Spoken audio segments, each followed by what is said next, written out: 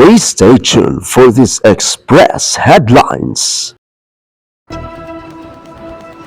Magandang hapon mula sa Salakot News Center at narito na ang express headlines sa oras na ito. Bigla ang pag-apaw ng tubig sa Mananga River, ikinabahala ng mga naninirahan. Nagulat at nabahala ang mga naninirahan matapos biglang umapaw at tumaas ang level ng tubig sa Mananga River sa lungsod ng Talisay, lalawigan ng Cebu noong ika-28 ng Hulyo ngayong taon. Marami ang nagtatanong at naghihinala kung ano ang posibleng dahilan ng bigla ang pagtaas ng tubig sa ilog. Samantala, patuloy na hinihintay ng publiko ang paglilinaw mula sa mga ahensyang nagbabantay at nagmomonitor sa kalagayan ng naturang ilog.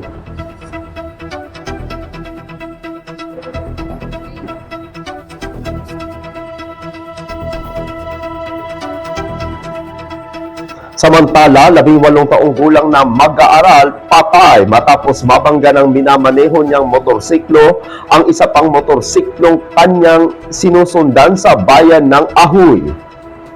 Namatay ang isang 18 taong gulang na mag-aaral matapos mabangga ng minamaneho niyang motorsiklo ang isa pang motorsiklong kanyang sinusundan sa barangay Kulasi sa bayan ng Ahoy, lalawigan ng Iloilo, bandang alas 7:25 ng umaga noong Miyerkules.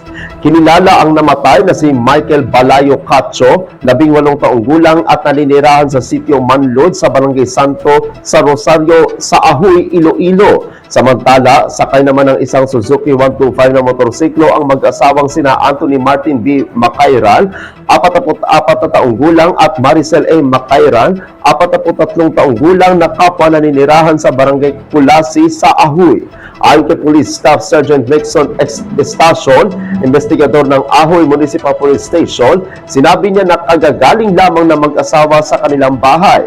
Habang liliko na sana ang mister upang pumasok sa isang gasolinahan, biglang nag-overtake si Cacho dahilan upang mabangga niya ang likurang bahagi ng motorsiklo ng mag-asawa. Dahil sa lakas ng banggaan, nagtamo ng mga minor na sugat ang mag-asawa. Samantala, si Cacho ang malubhang nasugatan matapos tumama ang kanyang ulo sa sementadong kalsada na siyang naging sanhi ng kanyang pagkamatay. Agad siyang isinugod sa Sara District Hospital, ngunit idineklara siyang dead on arrival bandang alas 7:37 ng umaga ng parehong araw ng attending physician. Sa investigasyon ng pulisya, lumabas na umano'y mabilis ang pagpapatakbo ng mag-aaral dahil papunta na sana siya sa kanyang paaralan matapos bumalik muna sa kanilang bahay upang kunin ang isang naiwan niyang gamit. Sa kasalukuyan, ang kanyang labi ay nasa Crispolon Funeral Homes para sa kaukulang disposisyon.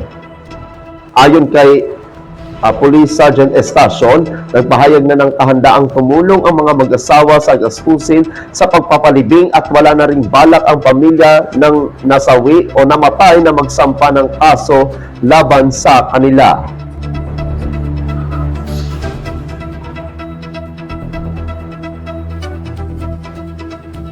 Abangan ang iba pang mga balita mamayang alas 9:30 ng gabi sa Philippine Headlines. Ako si Apolinario, 30 Dignadi si Valencia at ito ang Salakot Online Broadcasting Network.